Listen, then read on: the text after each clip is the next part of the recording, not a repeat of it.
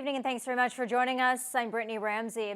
Some welcomed news today as Ontario will be moving into its next phase of reopening sooner than expected. The province was set to enter Stage 3 July 21st. It will now happen 5 days sooner on the 16th. That's a week from today. Stage 3 will see new things on the table, including gyms reopening, a return to indoor dining, and live crowds for sporting events up to 50% capacity. There's no word right now how that could impact major teams such as the Toronto Blue Jays. Premier Doug Ford says it all comes down to people getting vaccinated, and he thinks Ontarians can do better. Folks, this isn't over by any means. We still have a good battle on our hands. So let's not be out there doing the victory lap whatsoever. Let's just be due diligent and continue getting vaccinated. Now, in order for Ontario to fully reopen, the province has set targets of 80% of all adults with one dose and 75% fully vaccinated. Meanwhile, Thunder Bay Mayor Bill Morrow is welcoming the decision to speed up Step 3, and he says Thunder Bay has been ready for this for a long time. I have personally advocated for a regional reopening on a number of occasions some time ago.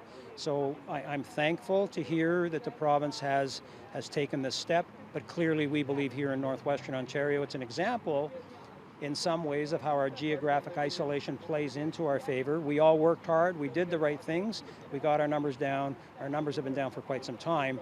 So on behalf of the businesses and those that will be allowed to reopen in Stage 3, clearly I'm very, very happy. It's certainly time. For the second straight day, the District Health Unit reported no new COVID-19 cases, and the active case count remains at 3. Meanwhile, there are more positive changes on the vaccine front as the regional hospital is now accepting walk-in appointments at its clinic at the Boar Alaskan building. So starting this week, our clinic has offered walk-in spots as supply allows. So please come to us on our every day. We'll post on social media what time we will be accepting walk-ins from. So please follow Thunder Bay Regional Health Sciences Center on social media, and you'll receive updates as to what times are available for walk-ins. That change was announced this morning with a fun social media post featuring the vaccination team. Hospital lead Adrienne Shipham says with a large supply of Pfizer available next week, they can administer up to 800 doses per day. We're seeing a lot of no-shows for appointments, and I think that's due to people jumping in at pharmacies and other clinics to get their second dose as early as possible, which is fantastic. So we do have spots every day available, so we try and get in as many as possible. And next week we're actually scheduling slightly under what our capacity is so that we can allow for walk-ins. We just really want to make vaccine accessible to anyone. That clinic is open Monday to Friday, but the hours may be reduced in the weeks ahead as the need for vaccinations starts to wind down. A neighborhood memorial is being organized for tomorrow night in honor of Cody Furioso, the victim of a fatal altercation last Tuesday on the city's south side. The 16-year-old will be mourned by friends, family, the West Fork community, and others across the city at 10 o'clock Saturday night. COVID-19 restrictions don't allow gatherings of more than 25 people, so a public vigil was unfortunately not possible. Organizers Jennifer Reed and Wayne Shanae Hebert came up with a socially distanced way to remember the young man. We are asking everybody to go to their driveways with a candle lit and put them down in their driveways. And at 10 o'clock, we're asking everybody to sing This Little Light of Mine. Yes, we've reached out to all Westforders, both online and offline. And we're hoping that not just Westforders, but all people in other neighborhoods do. And there are other communities across Canada that are participating as well. Loved ones have set up a memorial along the James Street Railway underpass where messages and some of Cody's favorite things have been placed. The community will be asking local artists to create a mural there once they receive permission. A teenager from the White Sand First Nation has nearly completed his epic journey after deciding to walk close to 300 kilometers from Thunder Bay to Armstrong. 16-year-old Daryl Noden embarked last Monday, heading all the way up Highway 527 towards his home community. The purpose of the walk was to raise awareness about residential school survivors and honor the mass graves of 215 children that were located in Kamloops, BC.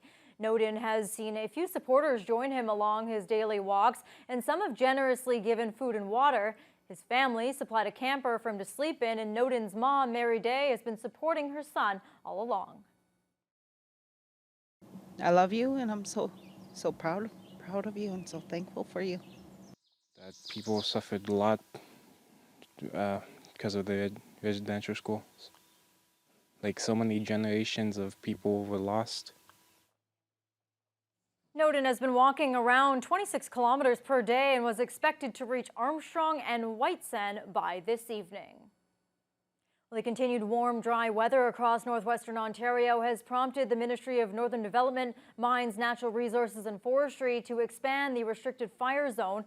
While it has most recently covered areas in the western part of the region, effective at midnight tonight, it will include all of the Kenora, Fort Frances, Dryden and Thunder Bay districts, as well as portions of the Sioux Lookout, Red Lake, Nipigon and Wawa districts. Under the order, all outdoor fires are banned.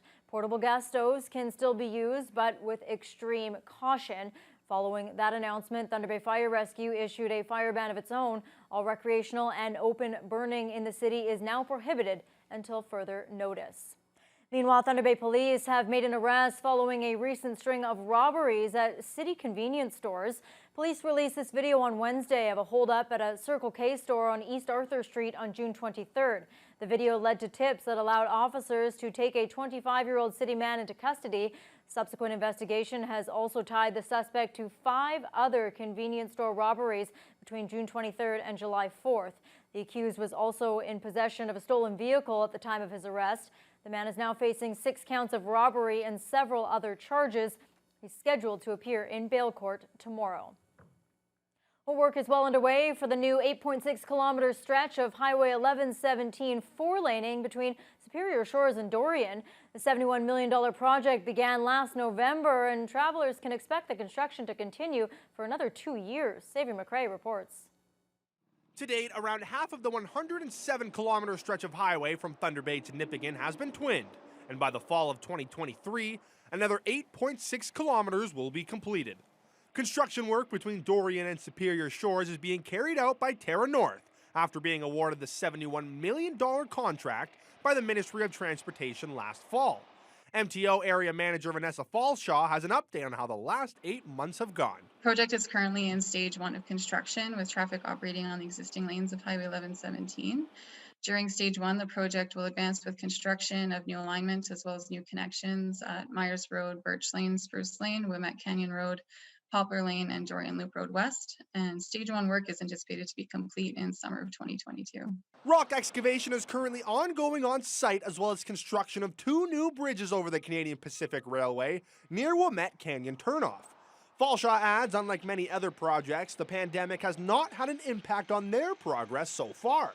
Reeve of Dorian Bob Beatty says it's been all smooth sailing with no complaints from his community, but he reminds travelers to take extra care in the area.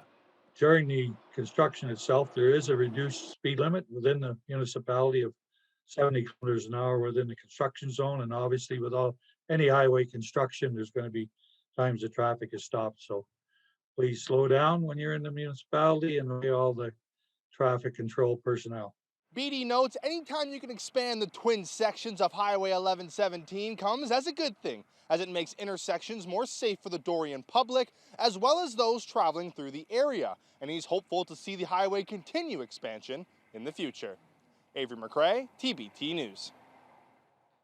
Off-season training is now allowed to resume at Fort William Stadium. Both the sports field and the running track reopened Thursday. City officials also say indoor sports facilities like the Canada Game Complex will soon reopen as well. Corey Nordstrom has details. It's a welcome opening for local athletes looking to feel something other than pavement or dirt beneath their sneakers. The city of Thunder Bay has opened the Legion track to the public, and groups can now rent the field at Fort William Stadium as well. Getting the go-ahead from the province was an exciting announcement, according to Thunder Bay's Community Services General Manager. We want to see people being able to use the facilities and to get back into enjoying being physical and active, and to the extent that they can safely connect with other residents. The track is open weekdays from 8:30 to 4. Those looking to rent the field will need to contact the city's facility bookings coordinator. There will be screening for users to prevent the spread of COVID and to be able to do contact tracing. As for other facilities, Robertson says skating at the Current River Arena is just a few weeks away. Ice will be installed in time for July 21st, but with Step 3 now moved up by 5 days, it's unclear if those timelines can be moved up as well. There's currently no known reopening date for Churchill Pool, but volunteer pools should be available after Stage 3, though there is concern about staffing throughout aquatic facilities that may impact availability. The city will likely need to hire new staff, and some facilities may be using a phased approach to open again. We have some history in reopening these facilities before, so we have some indication from last year when the facilities were allowed to be reopened, what kind of things are going to probably be in place. Things like active screening, probably restricted capacities for these facilities, how many people can be admitted at one time. Much needs to be figured out before arenas can open, but there is consistent dialogue between the city and its users. The hours that might be available are 85% booked. So we know there's demand for summer ice, but today legally we can't reopen that facility. And then we have to confirm what the rules will be, but we're working with the user groups and we're keeping them informed and we're listening to their needs, and we're trying to anticipate what the requirements are going to be. Unlike normal years, only the Current River Arena's ice will be installed this summer. Robertson says that the Port Arthur Arena will likely not have any ice through the warmer months, with capital repairs being done and staff busy elsewhere. Corey Nordstrom, TBT News. The city of Thunder Bay held a small gathering today that was also streamed live on Facebook for the annual Peace Bell ceremony.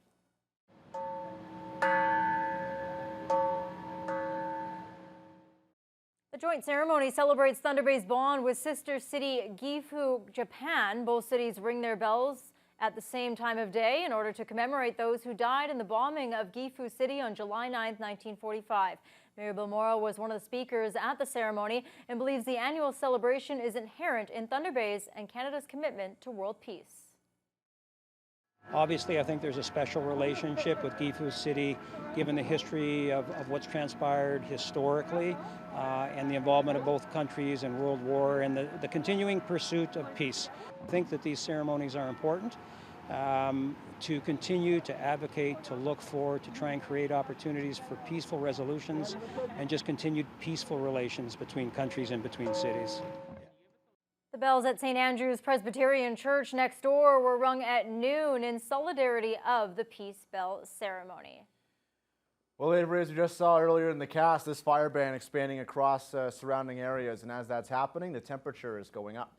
Yeah, it kind of makes sense why it's happening. It's a shame, of course, because it's going to be a beautiful weekend, but here at TBT News, we understand safety first, always safety first. Talking about today, though, gorgeous day, 28 degrees, no humidity really to tell you about. Kind of more of a drier heat, which is maybe a good thing, maybe a bad thing. All depends on your preference, of course. Start off a little cold at 7 degrees, but the clouds have increased a little later in the afternoon, which is helping shy away from a little bit of that sunshine. Well, not any sunshine being shied away from over in Atikokan. 26 there, as well as Uppsala. Slightly cooler over to the west in Fort Frances, where there's a few clouds in the sky at this hour. No humidity playing a factor there. Playing a little more factor up to the north in Red Lake, where it feels a little closer to 30 degrees right now, with that special air quality statement still in effect, of course, with the local smoke in the area due to the forest fires burning in that part of our region. And local smoke is also in the area of Red Lake, as well as Pickle Lake and a little bit over in Suluco. And the way the winds have been trending as of late, it's blown that smoke all the way over to the Armstrong and Greenstone area, where both are sitting at 25, Armstrong at 26.